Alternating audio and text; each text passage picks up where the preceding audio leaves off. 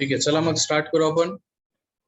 मित्रांनो, आपण कालच्या लास्ट लेक्चरला आपण बायोटेक्नॉलॉजी चॅप्टर स्टार्ट केलं होतं. त्याच्यामध्ये RDNA टेक्नॉलॉजी बद्दल आपण बघत होतो है ना.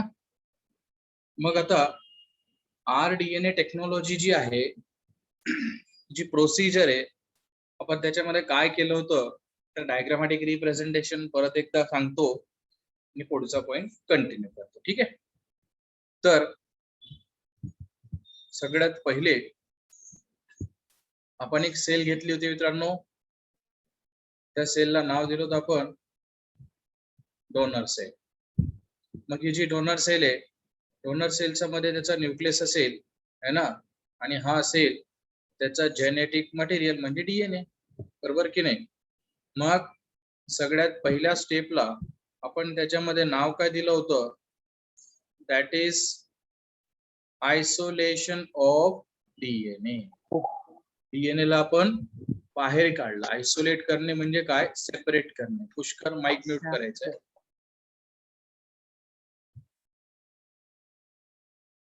त्याच्यानंतर मग समजा ही जी डोनर सेल आहे याचा DNA आपण बाहेर काढला. ठीक आहे, आता हा DNA बाहेर काढल्यानंतर ही जी सेल आहे या सेलचं आपल्याला तुकडे करायचे, फ्रॅगमेंटेशन करायचं. हे बघा, मग ही सेकंड स्टेप झाली, ज्याला आपण नाव दिलं होतं फ्रॅगमेंटेशन ऑफ DNA. ठीक आहे, कटिंग ऑफ DNA. आता फ्रॅगमेंटेशन झाल्यानंतर पुढची स्टेप कोणती होती मित्रांनो, स्क्रीनिंग. बरोबर आहे, कारण फ्रॅगमेंटेशन झाल्यानंतर भरपूर सारे DNA तिथं बनलेले होते, पण त्याच्यातला आपल्याला एकच पाहिजे. बरोबर, आपल्याला जो जीन पाहिजे त्या जीनला आपण म्हणत असतो that is called as what, desired gene. मग मित्रांनो, आपण या थर्ड स्टेप मध्ये काय केलं होतं, स्क्रीनिंग. ओके, कोणाचं स्क्रीनिंग, डिझायर्ड जीनचं स्क्रीनिंग आपण तिथं केलं. त्याच्यानंतर आता याच 3 स्टेप ज्या आपण डोनर सेलवर केल्या, त्याच 3 स्टेप आपल्याला बॅक्टेरियल सेलवर सुद्धा करायचे होते. बघा मित्र, बरोबर आहे.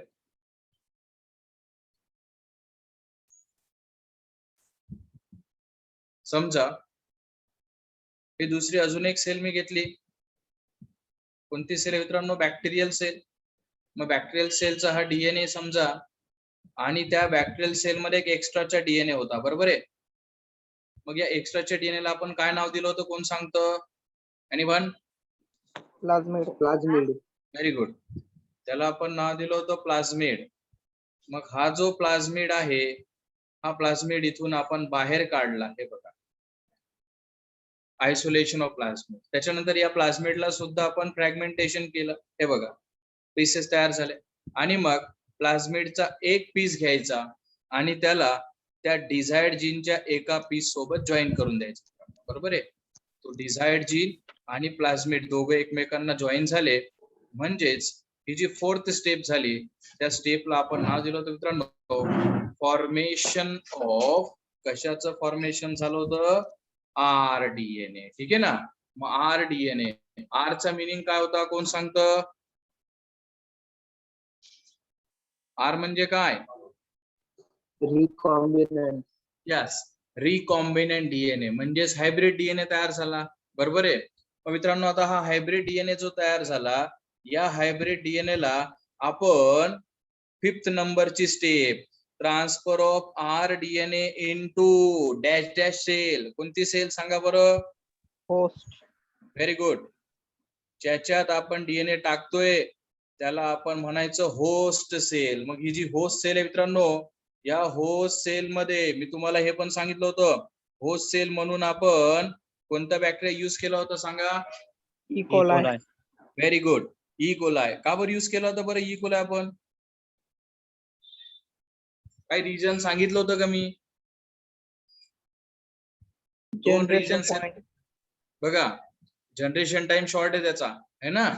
फक्त 20 मिनिट मध्ये तो त्याच्या कॉपी बनवू शकतो. आणि दुसरं, तो ह्युमन बिंगला नॉन पॅथोजेनिक आहे, कुठल्याच प्रकारचं इन्फेक्शन तो करू शकत नाही. आणि म्हणून ही जी 5th स्टेप आहे मित्रांनो, या 5th स्टेपला आपण काय म्हणणार, that is the process of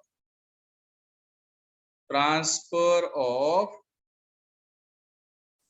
rDNA into the host cell. ठीक आहे, डीएनए ला आपण होस्ट सेल मध्ये ट्रान्सफर केलं.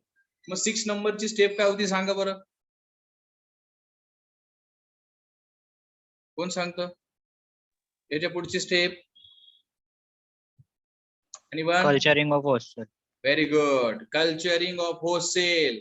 मित्रांनो आपण त्या होस्ट सेलला कल्चर केलं होतं. कल्चर करणे म्हणजे काय, त्याला ग्रो करणे, बरोबर की नाही, त्याला आपण ग्रो करत असतो. मग हे ग्रो करत असताना काय होईल बघा, पुढची स्टेप सांगतो मी, 6 नंबरची स्टेप. 1 sec.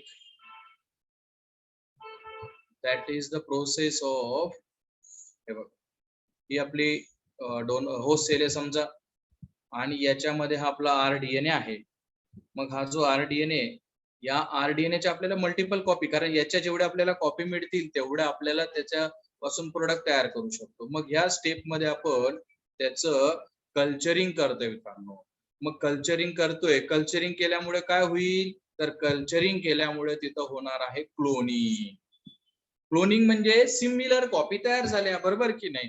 समजा या क्लोनिंगने आपल्याला 1000 कॉपीज मिळाल्या. या सगळ्याच्या सगळ्या 1000 कॉपीजला आपण कुठं टाकणार आहोत मित्रांनो, बायोरिएक्टर मध्ये. मग मी तुम्हाला बायोरिएक्टर बद्दल काही सांगितलं होतं का, येस ऑर नो? हा सर, ते क्लोनिंग आणि कल्चरिंग वेगळं वेगळं असतं का? म्हणजे कल्चरिंग केल्यामुळेच क्लोनिंग होते ना, बरोबर. Culturing of host cell for the cloning. Culture का करायचं, क्लोनिंग साठी, समजलं? हा, मग आपण बायोरिएक्टर बद्दल काही बघितलं होतं का? हो. हा, एक वेसल असतं बायोरिएक्टर म्हणजे, आणि त्या वेसल मध्ये आपण ती सेलला टाकून दिलं, मग ती सेल तिथं प्रोडक्ट तयार करेल. मग ते सगळं करत असताना बायोरिएक्टरची डायग्राम तुम्ही काढली असेल, त्याच्या 3 लेबल्स आपण मेनली दाखवले ते मित्रांनो, स्पार्जर, इम्पेलर आणि कूलिंग जॅकेट. कूलिंग जॅकेटचा रूल काही लिहिलाय का? टेम्परेचर कॉन्स्टंट असतं. यस, टेम्परेचर त्याच्यामध्ये कॉन्स्टंट असेल, ते चेंज होऊ देणार नाही. दुसरी गोष्ट, आपण त्याच्या इम्पेलर म्हणून असं लेबल लिहिलं होतं, त्याचा काही रोल लिहिलाय का? Impeller mixing. मिक्सिंग, कोणाचं मिक्सिंग? ऑक्सिजनचं आणि न्यूट्रिएंटचं, बरोबर आहे. आणि म्हणूनच तर ते जे बायोरिएक्टर मित्रांनो, त्याच्या डायग्राम मध्ये नाव लिहिलं बघा आपण, त्याचं स्टर टँक बायोरिएक्टर असं नाव दिलं होतं की नाही. स्टर टँक बायोरिएक्टर म्हणजे ज्या बायोरिएक्टर मध्ये कंटिन्युअसली स्टरिंग होणार आहे. स्टरिंग म्हणजे काय, मिक्सिंग होणार आहे, कारण ऑक्सिजन तर खालून जातोय ना, खाली गेलेलं ऑक्सिजन पूर्ण बायोरिएक्टर मध्ये मिक्स व्हायला पाहिजे, हे त्याचं काम. आणि पुढचा पॉइंट सांगा बरं. शेवटचं एक स्पार्जर म्हणून लिहिलं होतं का, स्पार्जर? हो sir, aeration. Aeration, oxygen supply करतो तो स्टराईल एअर. स्टराईल एअर म्हणजे ज्या एअर मध्ये एक पण मायक्रो ऑर्गॅनिझम नसतो. आणि दुसरी गोष्ट, समजा बायोरिएक्टर मध्ये प्रोडक्ट तयार झाला आणि त्या प्रोडक्टला जर आपल्याला बाहेर काढायचं असेल मित्रांनो, त्याच्यासाठी आपण एक स्टेप बघितली होती, आणि त्या स्टेपला आपण नाव दिलं होतं डाउनस्ट्रीम प्रोसेस, बरोबर आहे. All the processes which are carried out after the product formation म्हणजे डाउनस्ट्रीम प्रोसेस. इथपर्यंतचा पार्ट आपला झालेला आहे, ठीक आहे. आता इथून पुढे करू आपण. तर याच्या सगळ्या स्टेप्स मी तुम्हाला सांगितल्या. या सगळ्या स्टेप्स मित्रांनो आपल्याला 1 बाय 1 इन डिटेल बघायच्या आहेत.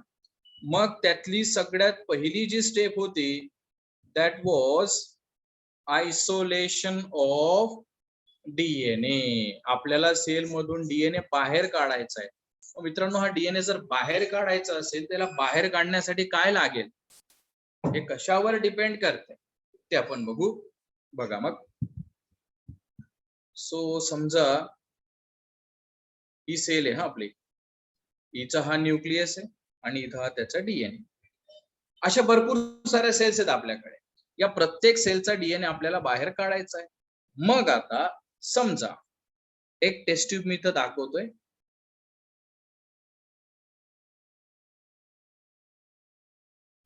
या टेस्ट ट्यूब मध्ये सगळ्या आपल्या डोनर सेल्स मी दाखवतोय मित्रांनो.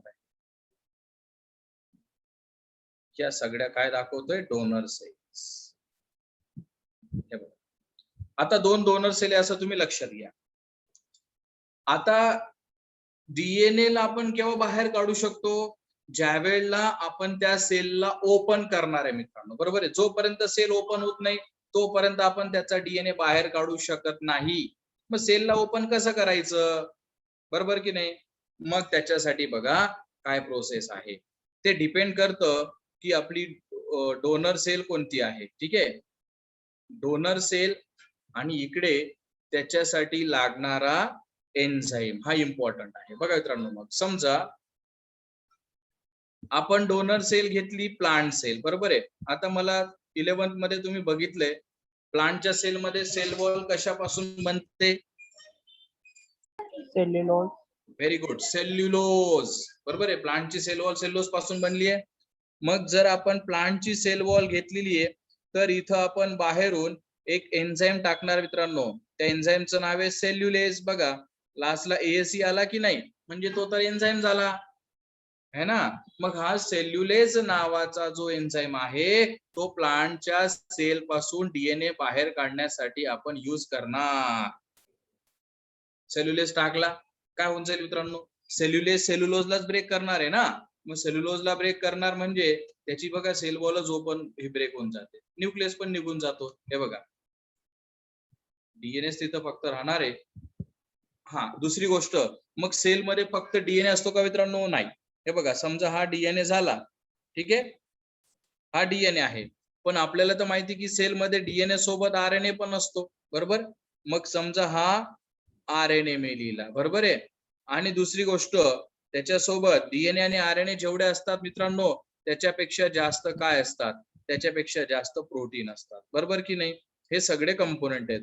पण आपण आरडीएनए टेक्नॉलॉजी बघतोय. आरडीएनए टेक्नॉलॉजी मध्ये आपल्याला या तिघांपैकी काय लागेल फक्त सांगा बरं? डीएनए लागेल, आरएनए लागेल की प्रोटीन लागेल? कोण सांगतं? डीएनए. आरडीएनए टेक्नॉलॉजी ना माणसांनो, तर डीएनएच लागणार आहे, साधी गोष्ट आहे.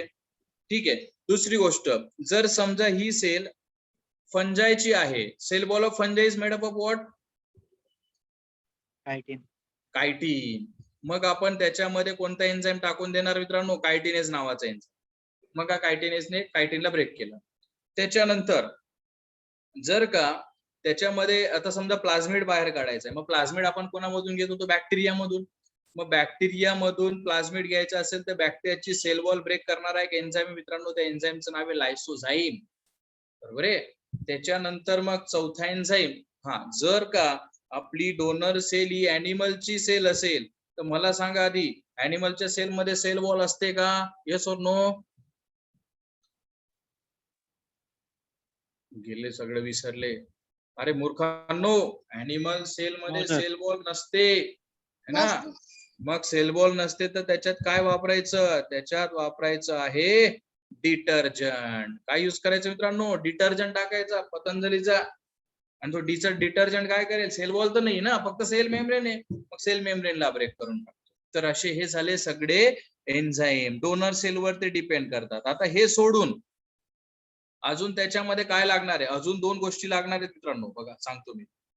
आता हे सगळं झालं, सेल तर सेपरेट होऊन गेली, म्हणजे आता DNA RNA protein, DNA RNA असे भरपूर कॉपीज मिळाल्या. आता आपल्याला फक्त डीएनए पाहिजे की नाही? मग आपण तिथं एक एन्झाईम टाकणार मित्रांनो. त्या एन्झाईमचं नाव काय? प्रोटीएज नावाचा एन्झाईम. मग प्रोटीएज जर आपण तिथं टाकून दिला, हा प्रोटीएज काय करेल मित्रांनो? नावावरनं काय समजतंय का? कोणाला ब्रेकडाऊन करेल? प्रोटीन. प्रोटीन. प्रोटीनला. मग हा डिग्रेड करून टाकेल, म्हणजे तिथून काढून टाकेल. कोणाला काढून टाकेल? प्रोटीन्सला काढून टाकेल. ठीक आहे, चला प्रोटीन तर निघून गेला. हा प्रोटीन होता, हा निघाला. आता राहिलाय तिथं आरएनए पण काढायचं आपल्याला. बघा मित्रांनो, एन्झाईमच्या नावावरनच समजतंय तुम्हाला, आरएनएज. मग हा आरएनएज काय काढून टाकेल तिथून? इट रिमूव्हज द आरएनए, बरोबर की नाही. मग आता काय राहिलेलं आहे तिथं? फक्त ट्यूब मध्ये काय राहिला सांगा? डीएनए. डीएनए राहिलेला आहे. मग हा जो डीएनए आहे, या डीएनएला तर आपल्याला बाहेर काढायचं आहे मित्रांनो. पण डीएनए तर मायक्रोस्कोपिक मॉलिक्यूल आहे की नाही. टेस्ट ट्यूब मध्ये कसं काय बघणार डीएनए कोणता आहे? तर त्याच्यासाठी आपण त्याच्यामध्ये काय करायचं मित्रांनो? तिथं आपण एक ट्यूब घेतली, त्याच्यामध्ये आपण टाकला चिल्ड इथेनॉल. काय टाकलं मित्रांनो? Chilled ethanol. म्हणजे ही जी ट्यूब आहे ना, या ट्यूबच्या बाहेर असा तो पूर्ण चिल्ड इथेनॉल ठेवून दिला. इथेनॉल तर माहिती असेल तुम्हाला, इथिल अल्कोहोल चिल्ड फॉर्म मध्ये. हा चिल्ड इथेनॉल काय करतो मित्रांनो?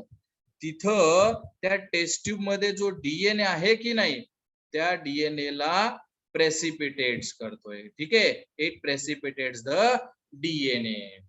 डीएनएचं प्रेसिपिटेशन झालं. डीएनएचं प्रेसिपिटेशन झालं म्हणजे काय होईल बघा मित्रांनो. हा, तर तो जो डीएनए होता तो सगळा असा बॉटमला येऊन गेला, तळाशी असं. हे बघा, हे सगळा बॉटमला डीएनए येऊन गेला. आणि हा बॉटमला आलेला डीएनए, प्रेसिपिटेट झालेला डीएनए आपण टेस्ट ट्यूब मधून बाहेर काढायचं. आणि त्याला टेस्ट ट्यूब मधून बाहेर काढण्याच्या प्रोसेसला नाव दिले स्पूलिंग. नीट मध्ये 2दा क्वेश्चन विचारला गेलेला आहे. That is the spooling. मग आता मला सांगा, हे पूर्ण आयसोलेशन ऑफ डीएनए कसं होतं हे समजलं का सगळ्यांना? Yes or no? Yes sir. Okay, आता सगळ्यांनी हे पॉइंट्स नोट करून घ्यायचे. स्लाइड वर जे काही पॉइंट्स तुम्हाला दिसत आहेत सगळे नोट करून घ्या. झालं असेल तर सांगा, झालं असेल तर डिटेक्स करा, मग मी पुढे कंटिन्यू करतो.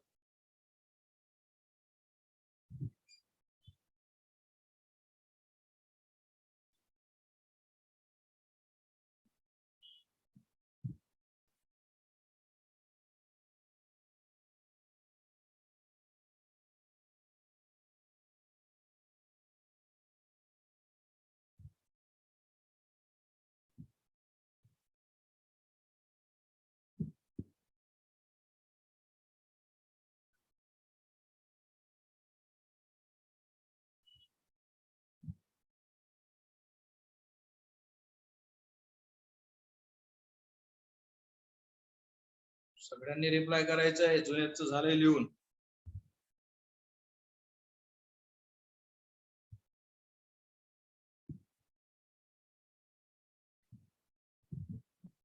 साक्षीचं पण झालंय.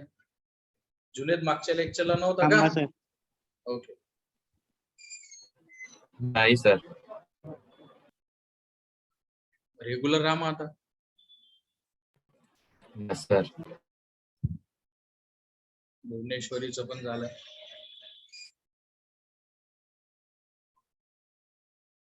तेजस, पुष्कर, साहिलचं बाकी आहे. जाधवचं पण झालंय.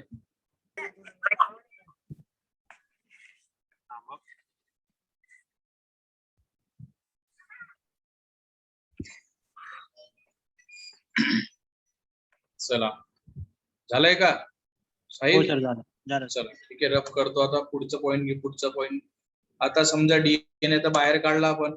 मग डीएनए बाहेर काढल्यानंतर पुढे काय करायचं? मग त्याच्यामध्ये आपण जो सेकंड पॉइंट घेतला मित्रांनो, तो काय आहे? That is the fragmentation of DNA. बघा, मागच्या लेक्चरला मी तुम्हाला एन्झाईमचं नाव लिहून दिलं होतं, फ्रॅगमेंटेशन ऑफ डीएनए. मग त्याच्यामध्ये आपण एक एन्झाईम यूज केला होता मित्रांनो, है ना? आणि त्या एन्झाईमचं नाव आहे रेस्ट्रिक्शन एंडोन्यूक्लिएज. बघा, रेस्ट्रिक्शन एंडोन्यूक्लिएज. मग हा जो रेस्ट्रिक्शन एंडोन्यूक्लिएज नावाचा एन्झाईम आहे, हा काय करतो बघा मित्रांनो. एंडो म्हणजे मध्ये, न्यूक्लियस म्हणजे काय? न्यूक्लिक ऍसिडला तो ब्रेक करतोय. बरोबर आहे. रेस्ट्रिक्शन एंडोन्यूक्लिएज यालाच आपण अल्टरनेटली काय म्हटलं होतं मित्रांनो? याला एक अल्टरनेट नाव दिलं होतं आपण. It is called as a molecular scissor. Scissor काय करते? कट करते डीएनए ला स्पेसिफिक साइटला, है ना? सो मॉलिक्युलर सीझरचा काय रोल असेल? It cuts the DNA. बघा, आता जर मी तुम्हाला रेस्ट्रिक्शन एंडोन्यूक्लियस केव्हाही विचारलं तर तुम्हाला सांगता आलं पाहिजे, cuts the DNA at a very specific site. DNA ला एका स्पेसिफिक साइटला कट करणं हे त्याचं function. Cuts the DNA at very specific site. मग आता हे रेस्ट्रिक्शन एंडोन्यूक्लियस नावाचा जो एन्झाईम आहे, रेस्ट्रिक्शन एंडोन्यूक्लियस, आरईएन लिहिला मित्रांनो मी त्याच्यासाठी, है ना. हे जे रेस्ट्रिक्शन एंडोन्यूक्लियस आहेत, दे आर प्रोड्युस्ड बाय, म्हणजे रेस्ट्रिक्शन एंडोन्यूक्लियस कोण प्रोड्यूस करतं? They are produced by bacteria only. हे रेस्ट्रिक्शन एन्झाईम फक्त आणि फक्त बॅक्टेरिया प्रोड्यूस करू शकतो. बॅक्टेरिया सोडून दुसरा ना प्लांट ना ॲनिमल कोणीच रेस्ट्रिक्शन एन्झाईम प्रोड्यूस करू शकत नाही. आणि हे बॅक्टेरिया कशासाठी? For their defence. डिफेन्स म्हणजे काय बरं? डिफेन्स वर्ड माहिती असेल ना तुम्हाला, काय असतं? Yes, protection. मग बॅक्टेरिया हा रेस्ट्रिक्शन एन्झाईम कसा तयार करतो? For their defence from viral DNA. व्हायरसच्या डीएनए पासून स्वतःचं प्रोटेक्शन करण्यासाठी, व्हायरसच्या डीएनए पासून स्वतःचं प्रोटेक्शन करण्यासाठी बॅक्टेरिया हा एन्झाईम तयार करतात. त्याला नाव दिले रेस्ट्रिक्शन एंडोन्यूक्लियस. 2च मिनिटं मी थांबतो, हे नोट करून घ्या. पुढची स्लाइड वर मी जातो. प्रत्येक नोटबुक हा पॉइंट तुमच्या नोटबुक मध्ये पाहिजे. क्वेश्चन सॉल्व्ह करू त्यावेळेला पंचायत होईल, नाही तर.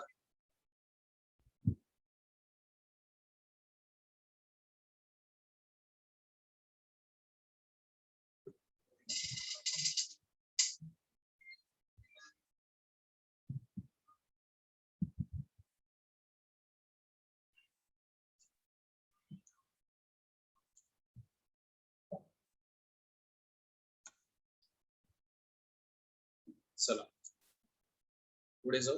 मोस्ट ऑफ लोकांचं झालेलं दिसतंय. पुढच्या स्लाइडवर. मग आता हे रेस्ट्रिक्शन एंडोन्यूक्लियस बद्दल मी तुम्हाला सांगतो मित्रांनो. आता ऍक्च्युली जर बघितलं आपण तर एन्झाईमचा एक सब क्लास आहे, त्याला म्हटलं जातं, हे बघा, न्यूक्लिएसेस. म्हणजे मित्रांनो नावावरूनच आपल्याला समजून जातं की तो एन्झाईम कोणाचा ब्रेकडाऊन करणार. प्रोटीएज प्रोटीनचा ब्रेकडाऊन करतो, लायपेज लिपिडचा ब्रेकडाऊन करतो, है ना. मग हा न्यूक्लिएसेस आहे, म्हणजे हा कोणाचा ब्रेकडाऊन करेल सांगा बरं? न्यूक्लियस. न्यूक्लियसचं म्हणण्यापेक्षा मोस्टली काय म्हणायचं? न्यूक्लिक ऍसिड म्हणायचं. कारण न्यूक्लियस मध्ये डीएनए पण असतो, आरएनए पण असतो, प्रोटीन पण असतात. तर तो डायरेक्ट न्यूक्लियसचं ब्रेकडाऊन नाही करत, न्यूक्लिक ऍसिडचं ब्रेकडाऊन करतो. बरोबर आहे.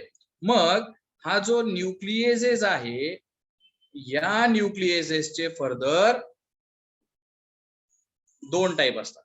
मग 2 टाईप कोणते ते आपण एक सगळ्यात पहिला टाईप त्याच्यामध्ये आहे तो म्हणजेच एक्झोन्यूक्लिएस. नंतरचा एस काढून टाकतो मी, कारण एन्झाईम मध्ये जर सब क्लास असेल तर एएसईएस असतो आणि मेन येतात एएसई फक्त. एक्झोन्यूक्लिएस. आणि सेकंड टाईप आहे एंडोन्यूक्लियस. तर मला सांगा मित्रांनो, दोघांच्या नावामध्ये काय फरक दिसतोय तुम्हाला? आणि वन एक्झो म्हणजे काय? आउटर. आउटर. आणि एंडो म्हणजे काय? इनर. बरोबर की नाही? यस. मग आउटर इनर कसं म्हटलं मी? समजा हा डीएनए काढला मी इकडे, हा डीएनए इकडे लिहिला. रेस्ट्रिक्शन एंडोन्यूक्लियस एक एन्झाईम येतोय, डीएनए ला इथून कट करतोय बघा, बाहेरून कट करतोय. तो एक्झोन्यूक्लियस है ना. It cuts the DNA from the end. हा वर्ड इम्पॉर्टंट आहे, बाहेरून कट करतोय. मग एंडोन्यूक्लियस आपण काय म्हणणार? It cuts the DNA from inside. म्हणजे असं मधून, म्हणजे एक्झॅक्ट मिडलला कट करतो असं नाही, पण मधून कट करतो. म्हणजे बघा, मधून म्हणजे तो एक तर इथून पण त्याला कट करेल किंवा इथून पण, मधून कुठूनही कट करू शकतो. That is endonuclease. आपल्याला एंडोन्यूक्लियस मोस्टली या चॅप्टर मध्ये येणार आहे मित्रांनो. आणि या एंडोन्यूक्लियसचं एक्झाम्पल म्हणजे आर्यन.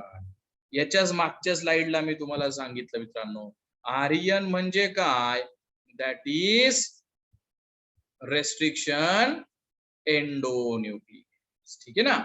मग आता हे जे रेस्ट्रिक्शन एंडोन्यूक्लियस आहेत, या रेस्ट्रिक्शन एंडोन्यूक्लियसचं काम काय आहे? मागच्या स्लाइडला मी सांगितलं मित्रांनो, it is called as a molecular scissor. Molecular scissor का म्हणतो आपण त्याला, सांगा. रोल काय त्याचा? स्पेसिफिक साइड न कट करते. Yes, it cuts the DNA at a specific site. मग त्याच्या बेसिसवर हे रेस्ट्रिक्शन एंडोन्यूक्लियस नावाचा जो एन्झाइम आहे, याचे 3 टाइप्स आहेत मित्रांनो. Type first, type second and type third. Clear आहे ना? टाइप फर्स्ट, सेकंड, थर्ड हे तिघही जे टाइप आहेत मित्रांनो, हे तिघ रेस्ट्रिक्शन एंडोन्यूक्लियसचे टाइप आहेत. पण याच्यातला सगळ्यात जास्त जर कोणता रेस्ट्रिक्शन एंडोन्यूक्लियस आरडीएनए टेक्नॉलॉजी मध्ये यूज होत असेल तर तो आहे टाइप 3. ठीक आहे ना. It is mostly use in rDNA technology. Question विचारला गेला तसा, तिघांपैकी सगळ्यात जास्त कोणता यूज होतो? Type second. दुसरी गोष्ट, प्रत्येक एन्झाइमला ऍक्टिव्हेट होण्यासाठी आयन लागतो मित्रांनो. तसं याला पण आयन लागतो. तर याला ऍक्टिव्हेट होण्यासाठी लागतो मॅग्नेशियम आयन, याला सुद्धा लागतो मॅग्नेशियम आयन, आणि याला सुद्धा लागतो मॅग्नेशियम. म्हणजे मॅग्नेशियम हा मॅन्डेटरी आहे त्यांना. ठीक आहे. हे रेस्ट्रिक्शन एंडोन्यूक्लियस. आता आपल्याला पुढच्या स्लाइड मध्ये बघायचं मित्रांनो, या रेस्ट्रिक्शन एंडोन्यूक्लियसच्या नॉमेनक्लेचर बद्दल आपण. ठीक आहे, बघा. So we are discussing about nomenclature of restriction endonuclease. एकदम सिंपल आहे नॉमेनक्लेचर. याचं नॉमेनक्लेचर म्हणजे काय बरं? भरपूरदा वर्ड गेला असेल तुम्हाला. नेमिंग है ना, त्याला आपण नाव देतो ते नेमिंग. मग रेस्ट्रिक्शन एंडोन्यूक्लियसचे एक 2 एक्झाम्पल घेऊन तुम्हाला मी मेकॅनिझम समजवतो. बघा, एक रेस्ट्रिक्शन एंडोन्यूक्लियस जो आपल्याला या सिलेबस मध्ये भरपूरदा येणार आहे, दॅट इज EcoR1.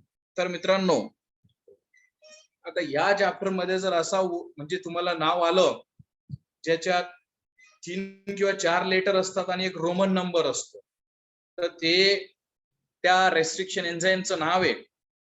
आणि रेस्ट्रिक्शन एन्झाइमला आपण नाव कशावरून देतो मित्रांनो? तो ज्या बॅक्टेरिया मध्ये प्रेझेंट आहे ना, त्याच्यावरून आपण त्याला नाव. जसं की आता हा जो EcoR1 आहे, या EcoR1 हा एन्झाइम एका बॅक्टेरिया मधून बाहेर काढला गेलाय. त्या बॅक्टेरियाचं नाव काय बघा मित्रांनो? इशेर्शिया कोलाई. बरोबर की नाही?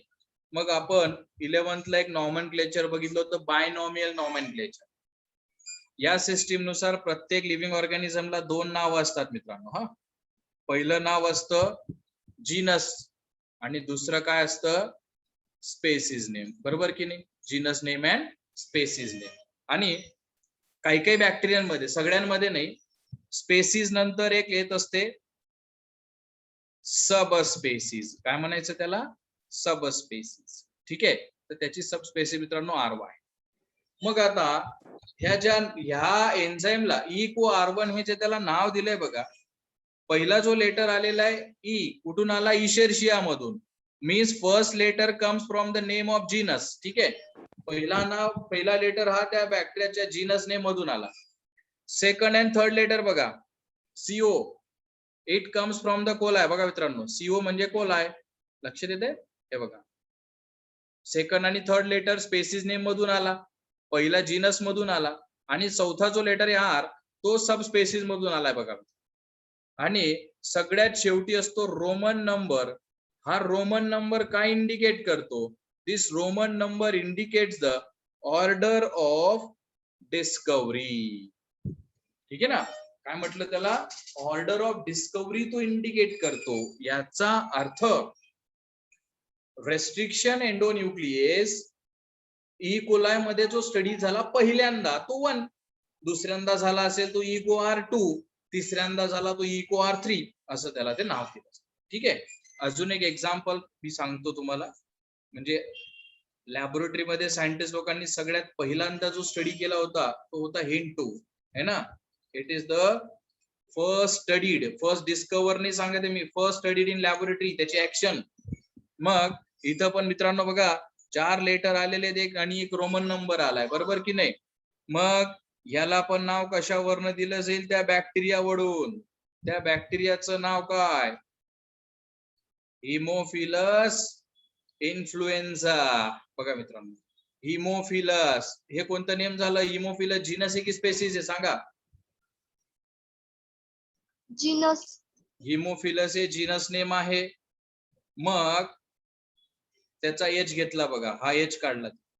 इन्फ्लुएन्झा स्पेसिस नेम आहे, त्याच्यातला घेतला आयन. आणि सॉरी आरडी ही जी स्ट्रेन आहे इकडे याची आरडी आहे. मग स्ट्रेन मधला, स्ट्रेन म्हणजे सब स्पेसिस, त्याच्यातला डी घेतला. आणि इथं परत तेच, हा 2 म्हणजेच it is order of discovery. Okay, मला सांगा मग रेस्ट्रिक्शन एंडोन्यूक्लियसला जे नाव देतोय आपण ते कसे दिले ते समजलं का सगळ्यांना? Yes sir. ओके, चला हो, sir. लिहून घ्या सगळ्यांनी. हे 2 मिनिटं थांबतो मी, नोट करून घ्यायचंय सगळं.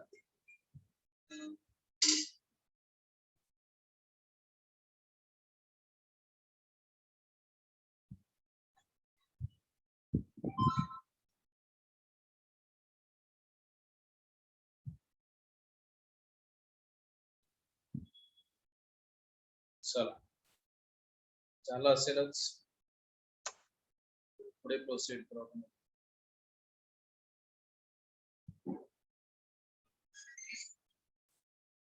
त्याच्यानंतर पुढची कन्सेप्ट सांगतोय मित्रांनो मी आता, ती म्हणजेच रेकग्निशन सिक्वेन्स. आता हे रेकग्निशन सिक्वेन्स काय आहे बघा. What is the recognition sequence? Tejas, आवाज येतोय का? Yes sir. रेस्ट्रिक्शन एंडोन्यूक्लियसची डेफिनेशन आपण त्याला काय म्हटलं की मॉलिक्युलर सीझर म्हटलं. त्याच्या खाली काय लिहून दिलं मी? रेस्ट्रिक्शन एंडोन्यूक्लियसचा काय रोल आहे? Cut the DNA specific site. Specific site. मग रेस्ट्रिक्शन एंडोन्यूक्लियस डीएनए ला ज्या स्पेसिफिक साइटला कट करणार आहे मित्रांनो, त्या साइटला म्हटलंय रेकग्निशन साइट किंवा रेकग्निशन सिक्वेन्स, बरोबर आहे? So recognition sequence, it is the specific site किंवा it is the specific sequence where restriction endonuclease cuts that DNA. जिथं रेस्ट्रिक्शन एंडोन्यूक्लियस त्या डीएनए ला कट करतोय मित्रांनो, ठीक आहे?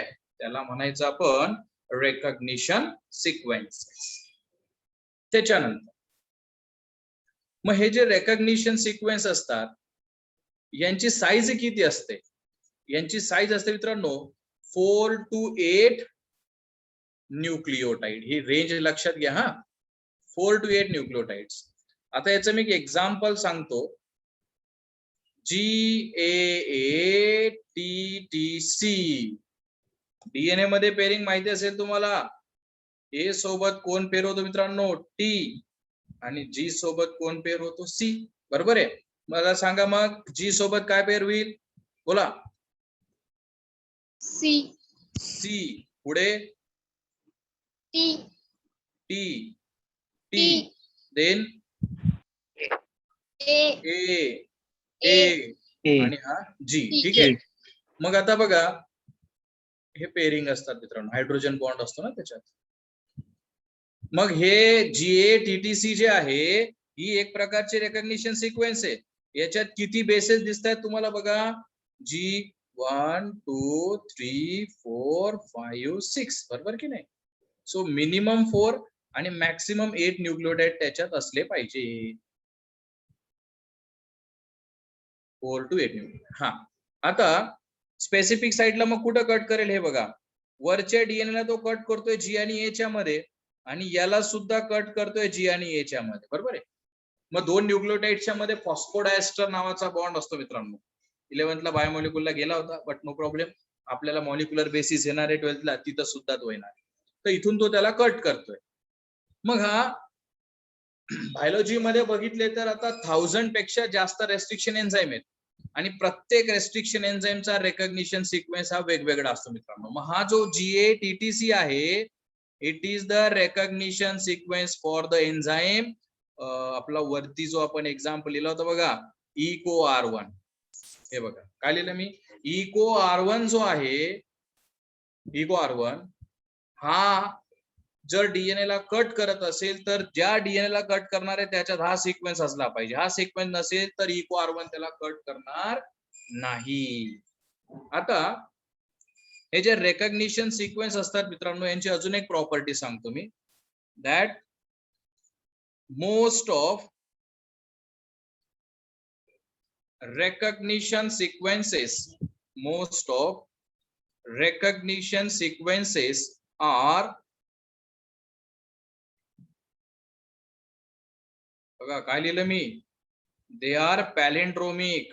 काय लिहिलं मित्रांनो, पॅलिंड्रोमिक. तुम्हाला आता are called as a palindromic site किंवा त्यालाच सिम्पली तुम्ही म्हणू शकतात पॅलिंड्रोम. मग पॅलिंड्रोम म्हणजे काय, एकदम सिंपल एक्झाम्पल सांगतो बघा. काय लिहिलं मी, हे साहिल काय नाव लिहिलंय मी, पॅलिंड्रोम. मी खाली काय नाव लिहिलंय, मॉम. मॉम. म्हणजे बघा पुढून तुम्ही वाचलं तर मॉम, मागून वाचलं तर काय होईल, मॉमच आहे ना. मॉमच राहील. कुठूनही वाचा. हे बघा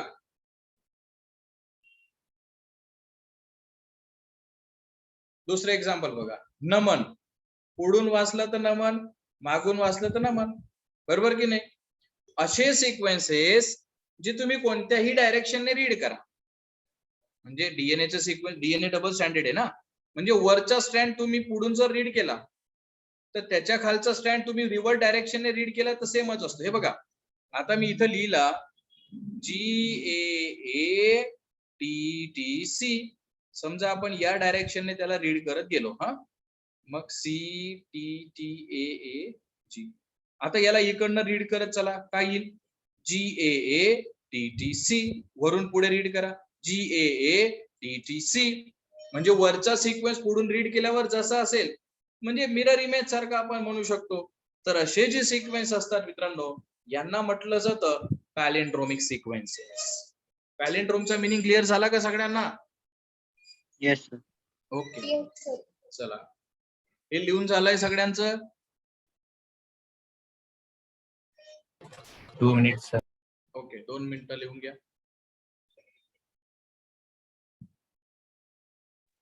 तर त्या आर्यनच्या टाइप्सचं पेज दाखवा ना.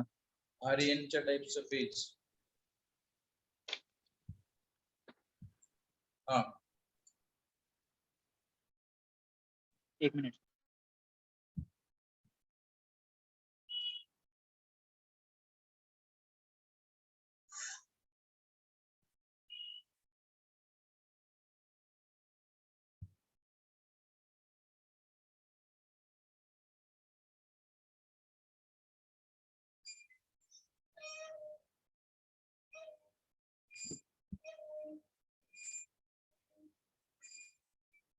झालं सर.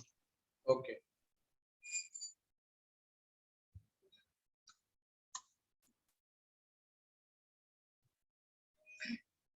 आता पुढची कन्सेप्ट आपल्याला बघायची आहे. एक म्हणजे स्टिकी एंड आणि दुसरा असतो मित्रांनो ब्लंट एंड. दोघांमध्ये काय फरक आहे बघा, एकदम सिंपल डिफरन्स आहे. समजा मी इकडे हा डीएनएचा सिक्वेन्स लिहिला, याचा कॉम्प्लिमेंटरी लिहितोय खाली TACGA, बरोबर आहे. ए आणि टी मध्ये डबल हायड्रोजन बॉन्ड असतो, जी आणि सी मध्ये ट्रिपल हायड्रोजन. आता हा डीएनए कट होतोय वरचा ए आणि टी च्या मध्ये, खालचा डीएनए कट होतोय जी आणि ए च्या मध्ये, ठीक आहे.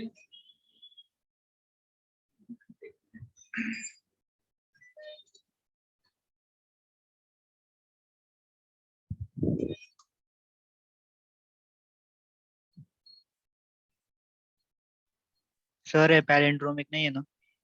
नाही नाही, म्हणजे प्रत्येक वेळेला नसेल. बघा तिथे एक वर्ड काय लिहिला होता मी, most of recognition sequence are palindromic. Most of the case मध्ये ते पॅलेंड्रिम असतील, प्रत्येकच वेळेला असतील असं नाही. ठीक आहे Sahil, clear? Sir yes sir. आता बघा दोन टाईपचे एंड असतात, स्टिकी एंड आणि दुसरा असतो ब्लंट एंड. दोघांमध्ये काय फरक आहे बघा. दोन डीएनए चे सिक्वेन्स मी काढतोय, एकदम लगेच तुम्हाला क्विकली डिफरन्स लक्षात येईल. हे बघा, हा एक डीएनए मी दाखवला, याला पण आपण कट करू. याला मी इथं कट करतो, याला मी इथं कट करतो. बघा दोघं डीएनए कट झाले. हा पहिला डीएनए, हा दुसरा डीएनए, दोघं कट झाले. एका याच्यात डीएनए कट होते त्याला मी ब्लंट एंड म्हटलं, दुसऱ्या याच्यात स्टिक एंड म्हटलं. काय चेंज दिसतोय तुम्हाला? ब्लंट मध्ये मिडल मध्ये कट करतो तो. यस, म्हणजे ब्लंट एंड जो आहे, या ब्लंट एंड मध्ये डीएनए जो आहे, वरचा स्ट्रँड आणि खालचा जो स्ट्रँड आहे, त्याचं ब्रेकडाऊन कसं होणार आहे मित्रांनो? सिमेट्रिकल ब्रेकडाऊन है ना, सिमेट्रिकल कटिंग. सिमेट्रिकल म्हणजे समोरासमोर कट होतोय की नाही. म्हणजे बघा, हा वरच्या याचे हा एवढा फ्रॅगमेंट बनेल, इथं दोन बेसेस इकडे, म्हणजे सारख्याच लेनचे फ्रॅगमेंट तयार झाले, त्याला आपण म्हणायचं ब्लंट एंड. पण स्टिकी एंड मध्ये तसं नाहीये. स्टिकी एंड म्हणजे तिथं डीएनए जो आहे मित्रांनो, तो कसा कट होणार आहे, तो असिमेट्रिकली कटिंग त्याची होणार आहे, असिमेट्रिकल. मग असिमेट्रिकल कटिंग झाली तर बघा, हा वरच्या स्ट्रँडचा हा एवढासा एक फ्रॅगमेंट तयार झाला, हा दुसरा फ्रॅगमेंट, तसंच खालच्याचा हा एक फ्रॅगमेंट आहे. म्हणजे लेंथ अनइक्वल असेल का? कारण डीएनए असिमेट्रिकली कट होतो. दोघं एंड मध्ये डिफरन्स समजला का? Yes. Yes sir. Yes. Sir, करा please. रिपीट करू. डायग्राम बघा, हे बघा, एकदम सिंपल कन्सेप्ट, इथे नर्सरीच्या मुलाला पण समजली पाहिजे. ब्लंट एंड म्हणजे हा डबल स्टँडर्ड डीएनए होता, 4 बेसेस आहेत, त्याच्या मधोमध कट झाला. हा हे बघा, समोरासमोर, मधोमध म्हणण्यापेक्षा समोरासमोर कट झाला ना. हे बघा, हा एटीजीसी होता, हा टीएससीजी होता, हा इकडनं कट झाला, हा इकडनं कट झाला, अपोजिट साइडला कट झाला, तो ब्लंट एंड. आणि बघा, आता समजा दुसरं एक्झाम्पल देतो मी इथं.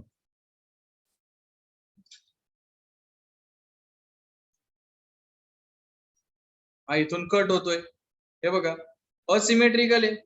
असिमेट्रिकल झाल्यामुळे वरच्या डीएनएचा हा हे दोन फ्रॅगमेंट तयार झाले, खालच्याचे दोन. प्रत्येकाची लेंथ वेगवेगळी. इकडे तसं नसतं, प्रत्येकाची लेंथ सेम असते. सारख्या लेंथचे तयार झाले तर ब्लंट एंड, वेगवेगळ्या लेंथचे तयार झाले तर स्टिकी. समजलं का? कोणाला डाऊट होता?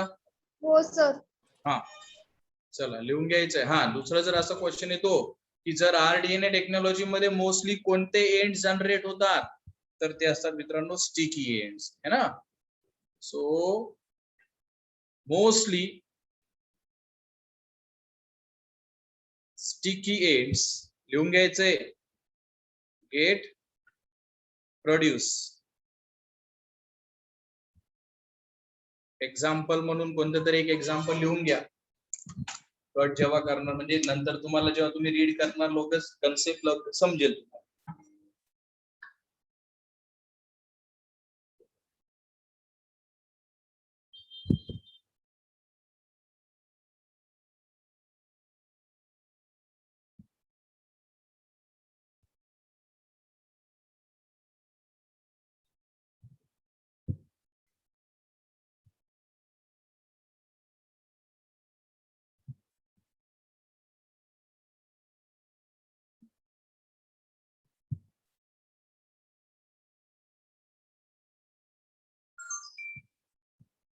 चालेल, ठीक आहे. मग आज जेवढा पॉइंट बघितला, नोटबुक मधून बघून घ्यायचं, रीड करून घ्यायचा. काही डाऊट असेल तर उद्या विचारू शकतात. याचा पुढचा पॉइंट आपण उद्या कंटिन्यू करू. ठीक आहे,